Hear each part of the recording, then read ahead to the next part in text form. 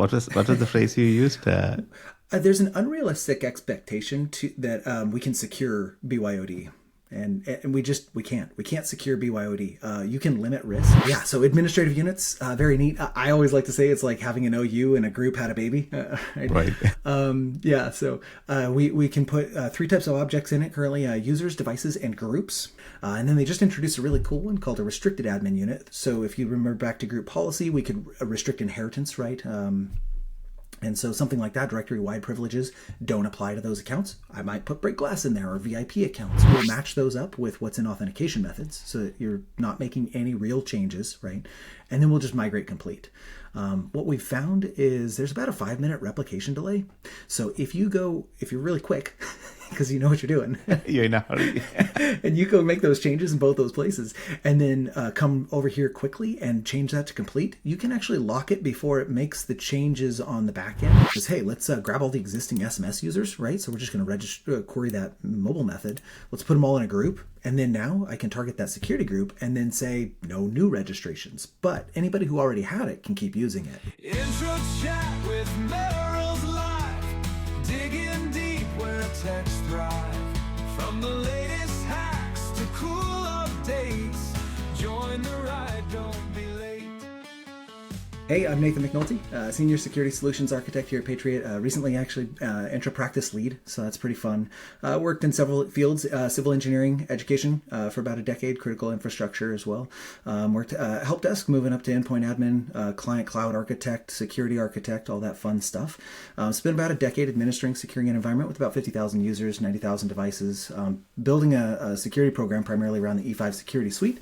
So that landed me over here at Patriot, where I've done everything from Intune to Purview to Azure Security, Entra, of course, and Defender. So I've dropped Purview and I've dropped Azure mostly at this point. And so now it's just Entra, Defender, and Intune. Yeah. Awesome. So good to have you. It's like every time you post something on Twitter, it's so insightful and I learn tons from all those threads you do.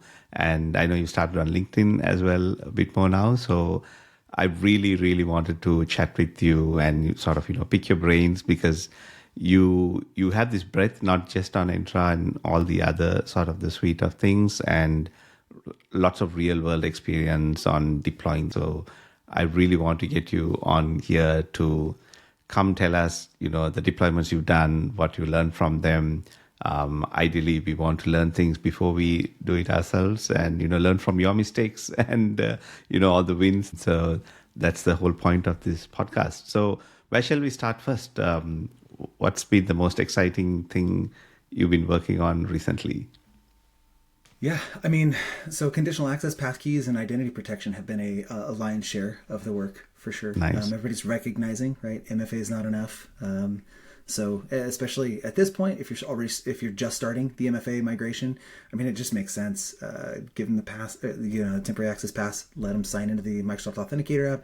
You have a passkey already, same experience as they would have gotten the push. And so, it's a little bit more communication up front. We're playing with some concepts around terms of use, actually, to give kind of the guide. So we're capturing the users in and let them selectively set it up as they walk through the PDF, kind of thing. And some other, scenarios that are kind of, we're just testing things out. But yeah, pretty neat. I think the biggest difficulty that we run into, I've yet to run across the customer where, hey, it's just like perfect cut and dry. We did right. all apps, all users, yes. MFA. We did all the perfect, CA policies and everything just worked perfectly. And they didn't want any exceptions. They didn't need any, anything weird. So that just never happens. So yes. We're typically finding, what are the exceptions that we can do, right? Okay, we've got users that travel. Well, when they're out, maybe they have to use their own device. Maybe, they can't use a personal device. It's always got to be a company-owned one that has a root of trust to us. And then that's okay that it bypasses geofencing or, other controls. If you're at home, you have to use phishing resistant, authentication, different things like that. So. Yeah. So there's this tweet you made recently, right? What did you say? Bring your own device is what was the phrase you used? There's an unrealistic expectation that we can secure BYOD. and we can't secure BYOD. You can limit risk, right? Hey, we're going to require phishing resistant authentication.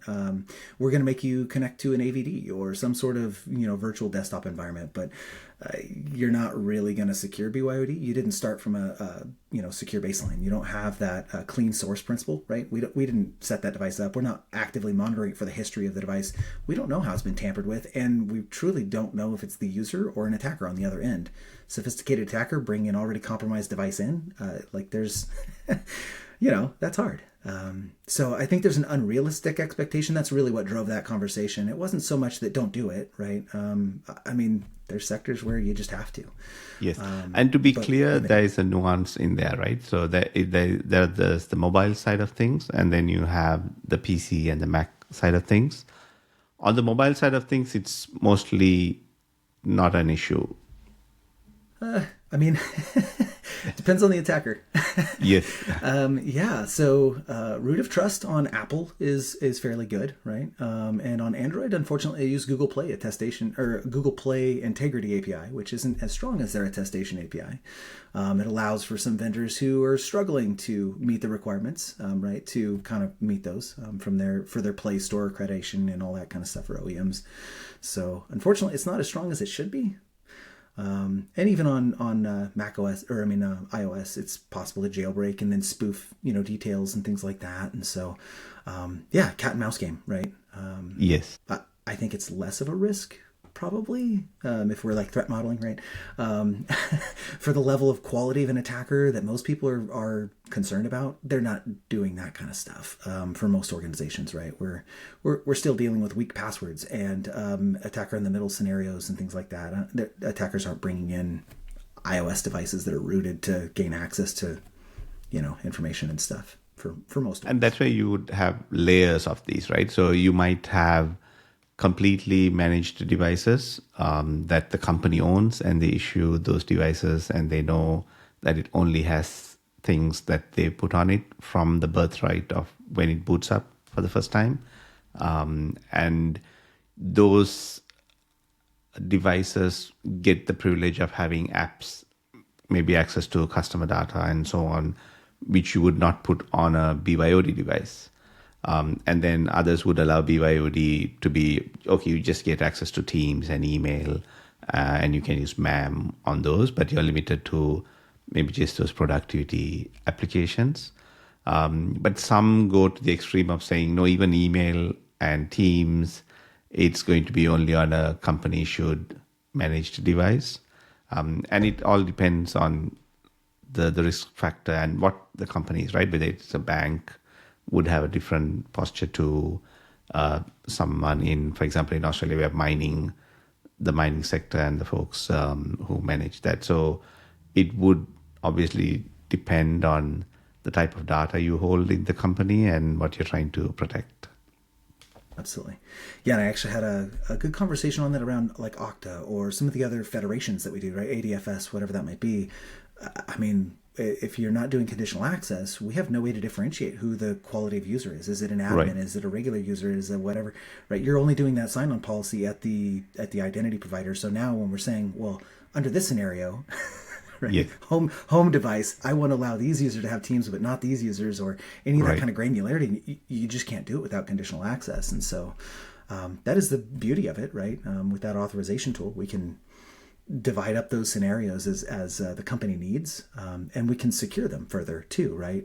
So you need to travel outside. We have a lot of government where like, hey, we're based in the US. There's not really any reason for us to just accept anything from anywhere. Super easy policy, especially education, right? Who's very prone to compromise. We'll just make exclusions when students travel or whatever, have requests. And if you're on a company issued device, you're traveling over there. But we know a lot about that device, right? And you're using Hello. Yes. We know it's BitLocker encrypted and all these things. And so, yeah, we get some great scenarios to create those safer exclusions than just, we got to open everything and now we can't have any controls. And, that's what we fight with mostly. Yeah. And so how do you, let's talk about the conditional access policies and how do you end up carving things out, right? So there are different approaches I know that people take when they define the CA policies. So when you go about building your CA policies, what sort of approach do you take when you go and, maybe if you were doing something new versus you're picking up an existing bunch of policies and you've been asked to fix things up. Yeah, What's your approach? Like, how do you go about working on them? Yeah. And we typically do a lot more of the, we're new to conditional access. We do a lot of SSO migration as well, right? And so they're coming from a different identity provider. And so it's the first time they've ever dealt with conditional access, and it may operate differently than they're used to. And so we can't just kind of, there's great frameworks, there really are. And we've done some things where it's like, hey, we're going to tag all of our apps with custom security attributes and do filter for apps and all these great, but to explain that to somebody who has never seen conditional access for is it's very jarring, right? And it's like, oh, this is too complicated, I can't do this. And so yeah, we typically say, or I do, and I know some of our other engineers, we say treat it like it's a castle, right? You're building a secure foundation, and we'll get to the moats, we'll get to the the other things, the drawbridge, the whatever it is, but we're basically building a secure foundation. And so a lot of those templates that are already in there, those are great templates, right? And I know that a lot of those came from partners and Microsoft discussing and putting them in docs, and then now we got the templates, which are awesome. But yeah, so hey, let's those are our secure foundations, right? And we build on top of that. Now we've got all these little turrets all over the place. Those are just different. Hey, for the admins, if you're getting into that center area of the town, right, we have stronger controls if you're going to go to the King's Chamber or whatever. So I kind of view it as that. We talk people through, and it makes a lot more sense, right, hey, we're going to make these things more secure for admins. So identity protection is a great example. Typically, I recommend 5 policies, right? And I love that we now have that integration into conditional access, because it used to be on or off, right? Or target a security group, no exclusions, no anything else. So it made it really hard with licensing and with, what if I want to apply stronger controls to some people? And so like on admins, I don't want them to follow my regular productivity users where, hey, on a medium or a low risk or something like, or I guess a high or medium, I could remediate with a MFA, right? On a sign-in risk, on my admins, I want it blocked. I don't want that risk, right? And so anyway, we'll set up like 5 or so policies to kind of target those different scenarios. And so we kind of take them scenario at a time. Your apps that are risky, your VPN, right? Credential vault access, maybe more privileged ERP, things that have, sensitive data. We'll definitely take those. And okay, so we have app specific policies for those kinds of things. Maybe sign-in frequency applies to some of those. And just stepping back on the admins, how do you go? Do you pick a bunch of the specific roles, or like do you select all the admin roles that are available? Like, how do you approach that when you are working with a customer? So that's a tricky one. I actually do both groups and roles because there's actually a caveat. If you, hopefully people are using administrative units. I just don't see it very often, and it's kind of a bummer. But if you use administrative units, those roles, those are the directory-wide roles only. They don't cover administrative units. So we've seen some gaps there where people think, oh, if I, authentication. So just before we get into that, like for people who don't know what administrative units are, do you want to just share? Because I feel these are some of the things that people don't use it quite a lot. And I know you use that heavily. For someone who really doesn't know, how do you describe it? Yeah, so administrative units, very neat. I always like to say it's like having an OU and a group had a baby. Right. Yeah, so we can put 3 types of objects in it currently, users, devices, and groups. So those are the 3 object types that we can put in there. And then they just introduced a really cool one called a restricted admin unit. So if you remember back to group policy, we could restrict inheritance, right? And so something like that, directory-wide privileges don't apply to those accounts. I might put break glass in there, or VIP accounts, or other things where even though that's a user administrator or a group administrator or something at the directory level, I don't want them to have access to those objects. And so only the roles assigned inside of that administrative unit can have access. So it's kind of like an OU, but it's more like a group because we can add devices to multiple administrative units or users to multiple administrative units. But it's a way to delegate those permissions, right, across those. So you would partition. So how do you use that with conditional access? Like, how do you apply that when you're building out the CA policies?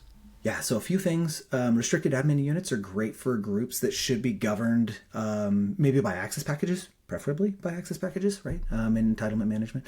And so anyway, but we want our groups that are more sensitive or that could cause outages, could cause security gaps.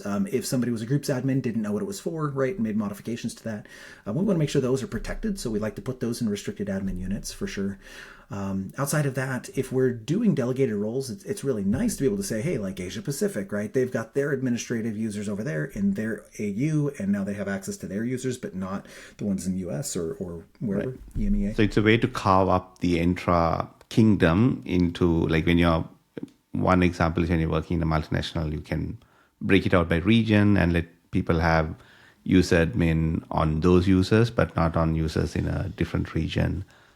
I know, for example, one place I worked in, they had a different team that helped out all the execs from, the CEO and the leadership team. And you didn't want like the level 1 help desk having user admin access on those users. So they had a different team that would manage those execs.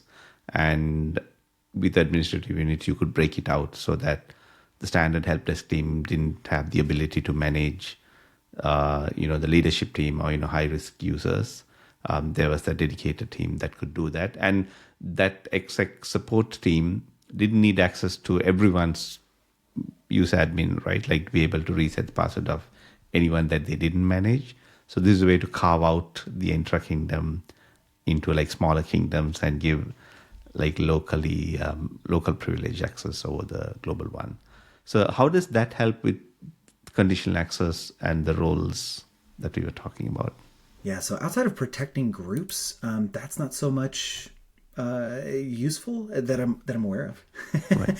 Yeah. But where it does come into play is in conditional access when we target a role. And I don't know, would it be helpful if I shared my screen? Yes, yeah, absolutely. Yeah. I mean, we'll still explain it because for those who are listening only. Yeah. But yeah.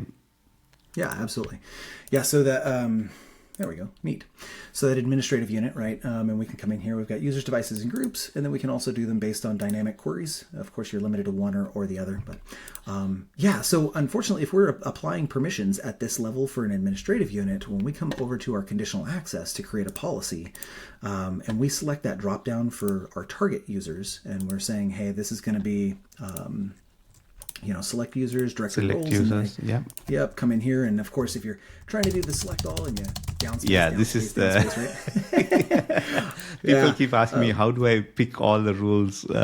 You need to click each one to, add the different roles into the CA policy. Yep, exactly. And so here is our most important thing, right? That warning right there. Conditional access policies do not support users assigned a directory role scoped to an administrative unit. Womp womp. And so if we come through here and we check all of these, and then maybe we're expecting for PIM, right? We've got an authentication context tied to this. When somebody goes to PIM up, it's coming to this. It's checking, oh, well, you're not actually a target of this because you have an AU target and not a directory-wide target. And so, we have issues with that. Or if I'm requiring phishing-resistant MFA and I select all those roles, administrative unit, it doesn't apply. So I typically recommend that we do both, right? We're going to come and do all our directory roles, and we'll also have a security group that is maybe all of the admins. So part of that operational collection, thing, or operational groups, I guess we'll call it, that I was building, that there's an is admin in that report, right? And so cool, let's pull some of that. I don't know if it ties into administrative units, but we can iterate through the admin units graph as well and populate groups. So that's a good way to do it. So you pick the roles. When you define the CA policies, you pick the roles, but you also pick the groups that have those users. But there's this overhead to maintain, right? You make sure that you add all the admin units and the groups of those users having those roles, and then apply the CA policy. So you have a script that helps. You've been working on something that helps with that to keep the things in sync. Yeah, absolutely. So Azure Automation or wherever you would like to run it could be a server with a scheduled task, right?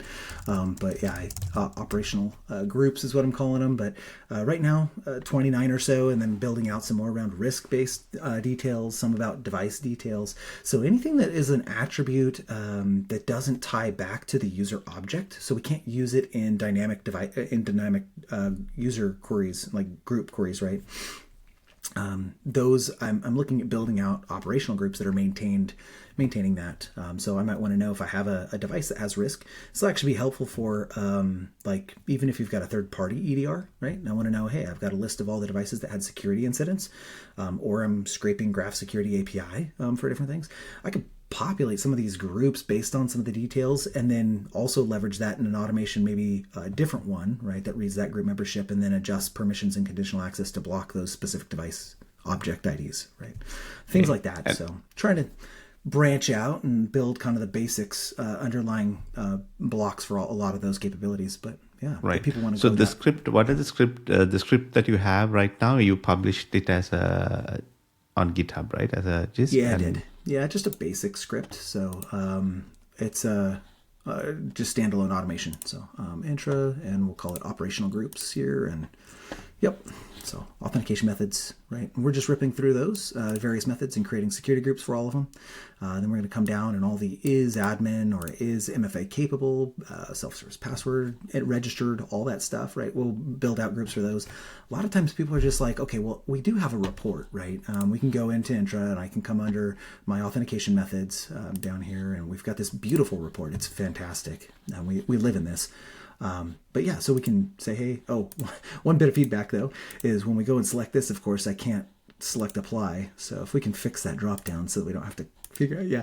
But anyway, so that's a tricky thing, but yeah. So with this script, what you're doing is with authentication methods, we have different people registering different auth methods.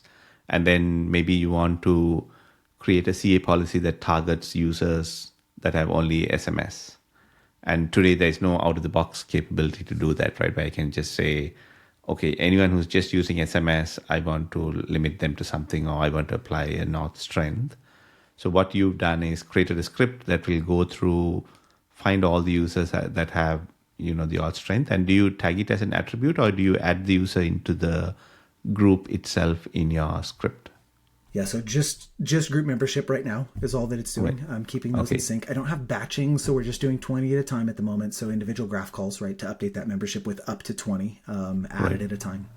So we'll get batching. So you later. Add those users into those groups, and then you can then use it for lots of things, right? You can target them for conditional access. Maybe you want to add them to a special M365 group. I guess you could add them there using a dynamic group as well. Lots of cool things you can do, but it's sort of like a ready-made and up-to-date grouping of users based on that script. And you can just chuck that into Azure Automation or GitHub, and it runs daily or more to keep that group up-to-date. So it's sort of like a feature you're building for Entra, but using the APIs. Nice. Yeah, absolutely. Yeah, I'm hoping with a member of, we might be able to do things like, when we look at this report, one of the problems that we oftentimes run into is, if we go back to that authentication methods report that we're looking at, the registration details, a lot of times if we filter on, I want to know who my SMS users are, right? When I've got 50, 60,000 users, it's kind of hard to go through this giant list and find all the users. I just unselected the only one. But it's hard to go through this list and find all of these. Do they have other options available, right? I know they're using phone, but what else do they have? And I want to know the people who only have phone. And so trying to create those queries, trying to identify that, exporting to CSV, and then parsing in Excel. And anyway, so the goal was, hey, what if we had automated groups management at the underlying piece? Now we use member of and dynamic groups. Now we can actually populate groups that say, hey, these users have better options available. We could remove them from being eligible for that authentication method we really want to get rid of, right? Or we want to move this person up to temporary access pass keys, but we don't want to issue the temporary access pass and go through that workflow. And so, hey, what if we make sure that they have Microsoft Authenticator push, set up? And then once they have that, now we know that we're ready to go ahead and interrupt them for a passkey workflow or something like that. So those are just some basic ideas, but it goes broader into device attributes and other things as well that we can leverage this for, identity protection and whatever else. So, yeah. Right. I mean, that's a neat idea. Like you're already giving me more ideas on how to build a framework around that. But I mean, just the script helps do these groupings, right? Because every time someone goes to do a project on Entra, right, like whether you're trying to move people up into more strong authentication, and in large orgs, you can't just send an email out and just do it. You'll need to, roll it out in phases, work on the groups, and a lot of the time is spent on creating these reports, right? And there's a lot of manual work. Someone runs a script every day and then puts it all together, then sends out this email, and then add people into the conditional access policy. And it takes time to go through all of that when you're doing those sorts of deployments. Yeah, absolutely. Yeah, and I know something else is like, well, how do I communicate with all of my users that we're discontinuing this method, or something else? And so right now in the scripts, they are set to mail enabled as false, but we could definitely make those mail enabled security groups. Now you have an easy email address to hit all of those users that are nice, whatever the condition is of the group, right? So that's a kind of a cool piece too. Yeah. Awesome. We should put in that as a feature request to the Entra team as well, right? To get these sort of ready-made groups available so that you can target. Nice. They're neat, for sure. Yeah. So speaking of authentication methods, have you worked on any recent migrations? Because we had this deadline that the auth method. So just to take a step back, the authentication methods, it came from the old Azure AD. There's this old legacy screen where you define the complete auth methods. And then Microsoft many years ago introduced a custom new experience for defining authentication methods. And it today, by default, is a combination of those legacy settings and the new settings that define what authentication methods the tenant uses, right? Whether it's SMS and things like that. And the settings in the old legacy portal, they will override everything else. So if you enable mobile phone and SMS there, and if you say have it as no in the auth methods blade, the tenant is enabled for SMS because that is sort of the superset. So you need to first turn it off there and then configure it here. Microsoft has come up with a timeline. I think, when was that? It's going to go away. The old portal settings are going to go away at some point, and we've been trying to get people to move and migrate into the new authentication method. So once you do that, settings will be really simple, because even yesterday I noticed someone posted a query on, was it on Reddit or on Twitter? They were like, it was on the Discord chat. I did this setting and it's still prompting, it's still allowing people to register SMS. I've configured everything. Why is this happening? I just want to turn this thing off. Or they were talking about the OAuth setting, and they couldn't figure out why. And then I can see if about 5 hours later, he must have spent time troubleshooting. He's come back saying, I figured it out because I had it on in the legacy setting, and he's gone and done that. So it's always messy when you are in this state, and we recommend moving over. There's this nice green tick on the migration status that says once you do that, because you go through it in phases, right? So tell me, have you worked on a customer that you helped move over? What are the issues you faced, and what prompted them to do this in the first place? Yeah. So many migrations on this. Lots of kind of interesting takeaways, right? So typically what we have people do, because it's so simple, is, well, I know you have future goals. You would like to get rid of SMS, and maybe you didn't intend to have SMS, but we want to minimize the impact on our users, right? We don't want to risk turning off SMS in both places, come to find out that was the only method for some user, and now they're stranded out there. They don't have an MFA method they can use anymore, and whatever it is. So typically we guide clients through hey, let's make sure that these all match between your whatever you had enabled in password reset, right? Whatever you had enabled here, whatever you had enabled in the per user MFA. So we'll come on over under users, and there's a new blade. Actually, don't have to go to that old portal anymore, which is great. But under server settings, if we come down to the bottom, it should list them out. Unless you've already migrated, they'll be gone. But, and then you can check the boxes for the different methods that you want to turn off. But we'll match those up with what's in authentication methods so that you're not making any real changes, right? And then we'll just migrate complete. What we've found is there's about a 5-minute replication delay. So if you're really quick, because you know what you're doing, You're in a hurry. and you go make those changes in both those places, and then come over here quickly and change that to complete, you can actually lock it before it makes the changes on the back end. And so then we've had issues where like, hey, every time I try to edit any of these, I always get errors, and you'll see the little dialog up here, it throws an error and it won't save any settings and things. And then if we go back and check like 5 minutes later, we'll notice that, oh, well, SMS, it's all grayed out, right, in the old method, in password reset or wherever, but we can't uncheck it anymore because now it's all locked, right? So you have to come in here, put back to in progress, then go over, unselect, save, wait a few minutes, then come over and change it back. So we'll typically go match them up. We'll then go do something else, right? Talk about something. And then we'll come back here towards the end and change it. And then that way we're sure we don't lock that weird. But then at that point, yeah, we totally see what all we can do to fine tune. I do have So if you match them up, like you go and see what's enabled, and then you make sure that it's enabled on the new blade and it's set to all users. You're not excluding anyone. So that's how you match them up. And if you hit save, there is zero impact to users, right? They don't see any new MFA prompts, or they're blocked from signing in. Yep. Right. Yep. Yeah. And then you're moved over, you're cut over. But there were some methods that are not yet available, or why not? Yeah. Security questions, I think, is the only one that hasn't come over, and I think it's a really difficult one to get rid of because we do have education, right? And like students don't have devices; they don't have any other way to really, And so there are some scenarios, disabilities as well, where like security questions might be the only option that we have, and it's okay. We as admins are supposed to be making those decisions for our users, and so just don't use it if you don't think you need it.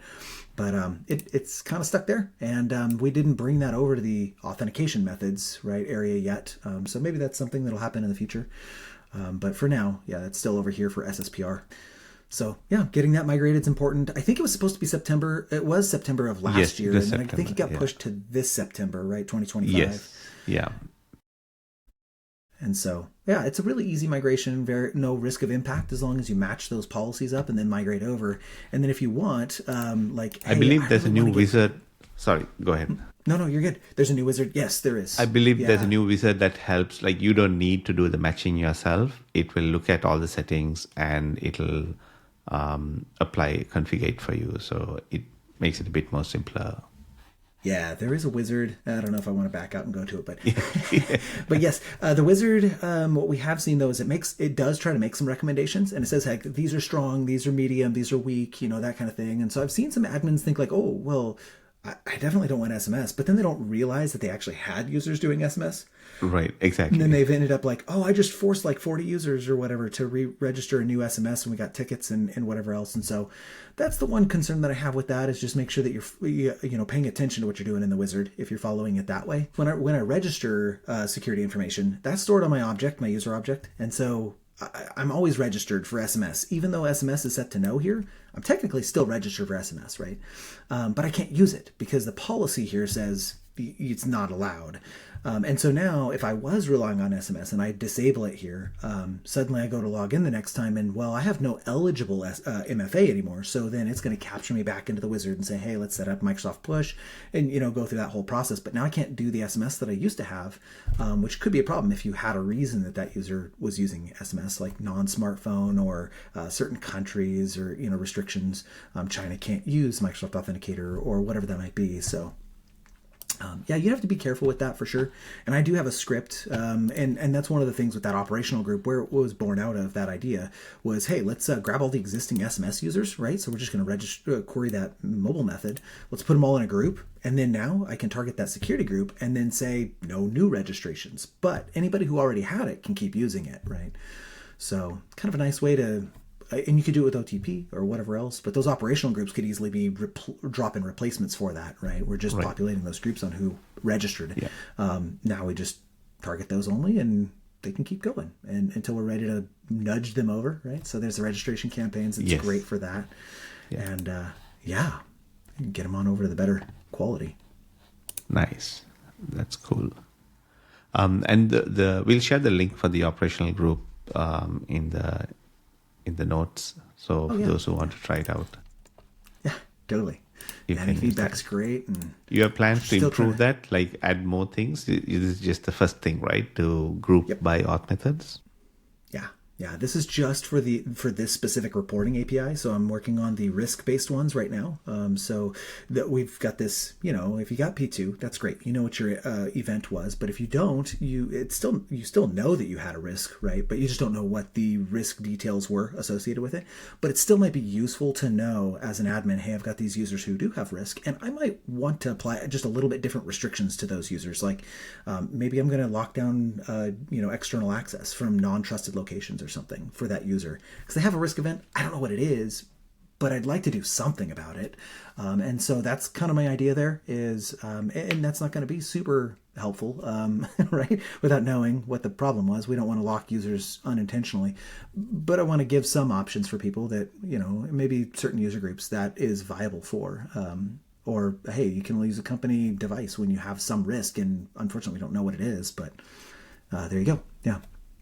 Yeah, or that flexibility within them. What's the detection method? If it's a medium, some of the mediums are kind of like, well, I might value that a little closer to high, where there's some others where I might value that a little anomalous token, right? Well, that could be really bad, but also we've seen false positives. It's more prone to that. So I might not want to apply the same action to that as I do to other medium risks. And so I want to give some options for flexibility. Awesome. Yeah, that gives you more ways to solve a problem, right? Like you have this tool as an Entra admin, you have the different options. When people come to you saying, I want to do this, then if you have these groups running and created already, you can sort of reuse them in lots of scenarios.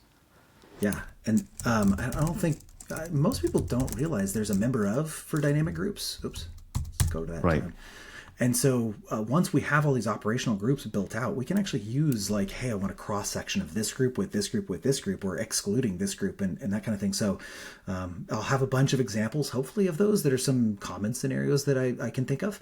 But anybody that wants to contribute would be awesome. But yeah, like, hey, I want all my users who have a medium risk that also had a device with an incident within the last 6 months, right? Cool. Well, we could probably populate that based off of a graph security API and that kind of thing. So nice. Yeah. One way I used to do licensing was to use the attributes. So we would create extension attributes that say this person needs a M365 or a E3 versus E5. And sometimes you purchase licenses for just specific users. So what we did is we built this whole licensing engine, because if it's a large enterprise, the billing model within the enterprise is different. Like the business unit would pay for that person, so they go to the procurement site and buy it. And we had this licensing engine which would not go and put people in groups, but it would apply a different attribute, because you would then use these dynamic groups which would look at the attribute, and then you would have licenses attached to them. I guess even this, you could potentially put those metadata, like the auth methods, in an extension attribute, and then you can create, any sort of fancy group that you want to combine. Yeah. And that's something actually Jeff Keismer brought up as well. And I like the idea. I know we're limited to a certain number of them. And one of the other benefits... That's the only cache, yeah. You have, I think, 50 to 100, like for a tenant, and it's stored against the user. And if you have lots of scripts and they end up overwriting each other, like you would want only like one script to manage one attribute. Yeah. And that's the catch with that. Yep. It gets tricky for sure, maintaining those. And so, but yeah, I could definitely see some use cases where like, hey, I have CrowdStrike. Defender for Endpoint is really nice. I can use that in my compliance policy. And then when a device has an incident, that flows through. And there is a slight delay. If we actually were doing a webhook, right? Because there's a lot of opportunities here for like in near real time, a few minutes of ingestion time, right? That we know that an event happened, we could kick off the same Azure automation workbook, or if you wanted a full-blown function app that's running all of these scripts and stuff, you could totally go that route too. But we might want to apply that extension attribute based on a risk event that happened in CrowdStrike, and now suddenly we have this matching filter where no, we're not issuing new tokens to that device. So I kind of like that we might be able to bring that functionality over. Nice. The group membership won't work for devices, right? But those attributes certainly would. So it would be, I'm going to build them as groups just so we have visually. As an sysadmin, I loved being able to look at groups and say, who all is actually this going to apply to, right? And so they're kind of nice logical containers to visualize things. But these extension attributes are usable, and so I might publish, something that shows how to go ahead and change that, and it's going to be the same query. It's just we're changing what it's doing. Instead of adding to a group, we're setting an attribute. So pretty cool. Awesome. Yeah. So many neat things you can do. So bringing in things from other systems and plugging them in, and then creating your own CA policies that target those, right? And you're building all this out just using Entra and the Graph API, and maybe a script that runs daily or hourly even, which can do that. And if you have webhooks, it can be good. But you do need to have it running somewhere. But I mean, if you have a server lying around, you could just chuck that in there and have it doing that. I used to do that before before we had multi-tenant sync, and you needed to get guests from one tenant into the other. I wrote a complete script and we chucked it into a server that would just add people into the other tenant based on group memberships and so on. And users suddenly had access into this specific tenant, which had access to certain maybe Dynamics 365 or some customer data. So yeah, until Entra brings the feature, you can have it running, and then once it's in the product, you can move into the product-based solution. Yeah, absolutely. I mean, lifecycle workflows, some of those things are great. Cross-tenant synchronization is great too. It doesn't work across GCC and commercial, right? So that solution's still very viable there. Yeah, exactly. So, and sometimes it's nice having that control on the. We end up having this conversation a lot, like, well, where do we put it? And so if you already have servers that are running a lot of this orchestration and stuff, and that's great. If you Arc enable it, you can definitely use a managed identity, and then that's really nice. We just grant that managed identity permissions to, all the APIs and stuff that it should. We do have to think about privilege escalation and all the fun stuff in there. And the Arc agent can be hardened, right? So I'll be sharing something a little later today, but it can be told not to listen to any policies from Azure. And so it has to be reconfigured locally. It's for tier 0 assets and stuff. But yeah, so we can definitely do some hardening there. But oftentimes I'm looking at, okay, I have Defender for Endpoint, $60 license a year, right? I have maintenance, other tooling, probably patch management, whatever else on that server.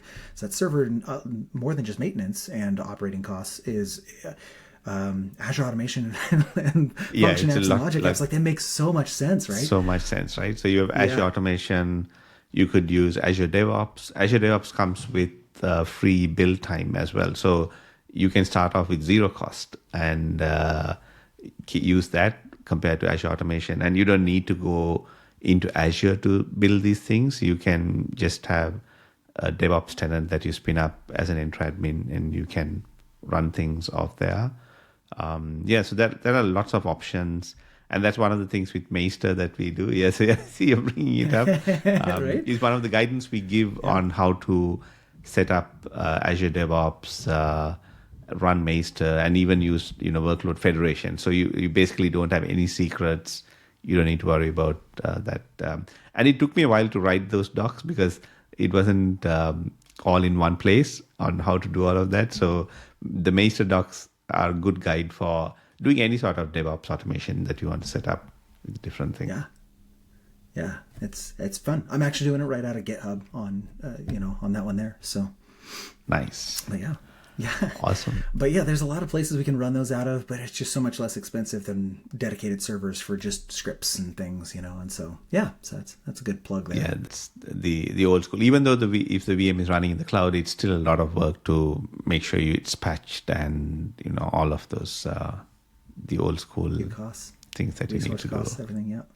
Yeah, but Pretty great. sometimes your security model and of the org hasn't moved yet to be thinking cloud native. So you're limited to what your enterprise allows, and then you already have a server, and then it becomes like, okay, I'll just chuck that script in there and put it in task scheduler, let it run daily, and do that. So that's the other. You do with what you have, right? Yeah, totally. Yeah. Cool. No, it works great. Thank you. I feel like we can just keep on talking about lots of all these cool things, and I'm sure we will have a lot more conversations with you on IntraChat, Nathan. Any closing thoughts? Anything you want to share? You should follow. Everyone should definitely follow Nathan on LinkedIn, Twitter. You're on Blue Sky as well. I am. Yeah. Awesome. Yeah. Check all three of those. Yeah. Yeah, I learned something new from you every week, and that's the reason I wanted, because you are really going in and doing these things, and you're learning from them, and then you do take the time to share that with others, and that's super valuable to everyone, and you're always ready to help answer questions. Then things people tag you on. I find it really hard these days to answer. I get tagged on lots of things, and I'm always grateful that you're there to help answer those. Yeah. Hopefully, I get it right most of the time. But yeah, absolutely.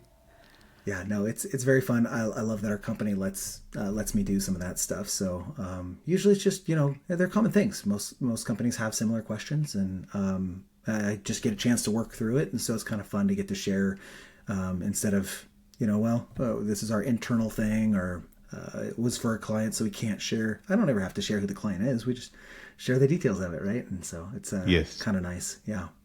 Awesome. Nice. Looking forward to, maybe you'll have a chance to blog about your operational groups as well for more people to learn about it. But I mean, we went through it in the podcast. I think this is the first time you sort of showed it off. Yeah, just starting. So we'll see where it goes. It's fun. I've got a few other projects that I got to wrap up as well. Some Defender related things, working on some modules for the Defender XDR portal. So nice. Yeah, going to be converting all that research into kind of a PowerShell module. So we can do automated configuration across all of that, and then some performance monitoring stuff as well for Defender. So that's going to be definitely useful. Looking forward to that. Awesome. Thank you so much, Nathan. Yeah, absolutely. Thanks for having me on.